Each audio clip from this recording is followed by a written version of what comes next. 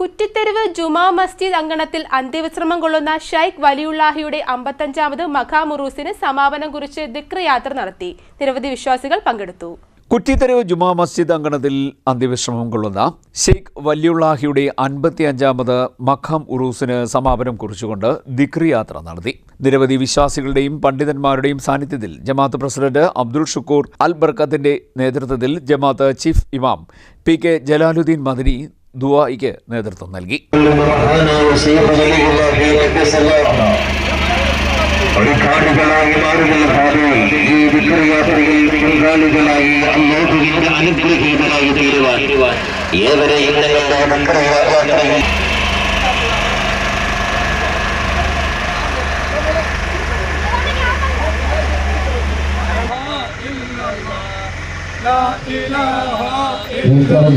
നമ്മുടെ മക്കാമംഗളത്തിലേക്ക് എത്തിച്ചേരുകയാണ്.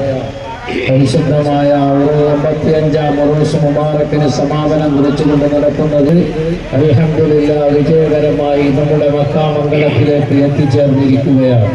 ലോകത്തിൻ്റെ അഷ്ടദിക്കുകളിലും ഇസ്ലാമിക സമാധാന സൗഹൃദ സന്ദേശം ലോകത്തിന് സൃഷ്ടാവിൻ്റെ ദർശനം ലോകത്തിന് പ്രചരിപ്പിക്കാൻ ആ മതത്തെ സമ്പൂർണ്ണമായി അനുധാവനം ചെയ്ത് സമൂഹത്തിലേക്ക് ഇറങ്ങി വന്നവരാണ് സാത്വികരായ പുണ്യ ആത്മാക്കളായ പുണ്യപുരുഷന്മാർ. ഈ പുണ്യപുരുഷന്മാർ മനുഷ്യരെ ഒന്നായി കണ്ടു. മാനുഷിക പ്രശ്നങ്ങളെ അവർ ഏറ്റെടുത്തു. സ്നേഹവും സൗഹാർദ്ദവും മനുഷ്യർക്കിടയിൽ പ്രസരിപ്പിച്ചു. ഒപ്പം തങ്ങൾ പ്രതിനിധാനം ചെയ്യുന്ന സൃഷ്ടാവിൻ്റെ ദർശനമായ പരിശുദ്ധ മതത്തെ സമൂഹത്തിന് പരിചയപ്പെടുത്തി. അവരുടെ വ്യക്തിജീവിതം സംശുദ്ധമാവുകയും മാതൃകാപരമാവുകയും ചെയ്തപ്പോൾ അവരുടെ ദർശനത്തിലേക്ക്, അവർ ഉൾക്കൊണ്ട ആശയത്തിലേക്ക് ആളുകൾ ആകൃഷ്ടരായി. പരശ്ചതം സമൂഹം ലോകത്തിൻ്റെ മുന്നിൽ ലോകത്ത് ഈ പരിശുദ്ധ മതത്തിലേക്ക് ലയം പ്രാപിച്ചു. അങ്ങനെയാണ് ഇസ്ലാം ലോകത്തുടനീളം വ്യാപിച്ചത്. പുരുഷന്മാർ എല്ലാ മതവിഭാഗങ്ങൾക്കിടയിലും സർവസ്വീകാര്യരായി സകലരുടെയും സ്നേഹം പിടിച്ചുപറ്റി അവരുടെ ജീവിതകാലത്തും അവരുടെ മരണശേഷവും സമൂഹത്തിന് മുഴുവനും ആശ്വാസവും സമാധാനവും നൽകിക്കൊണ്ട് ലോകത്ത് നിലനിൽക്കുകയാണ്.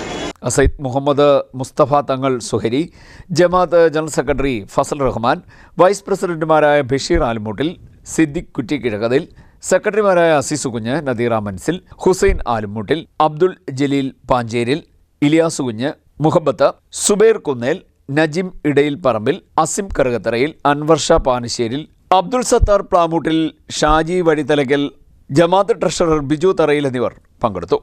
CDNet news Kayamkulam.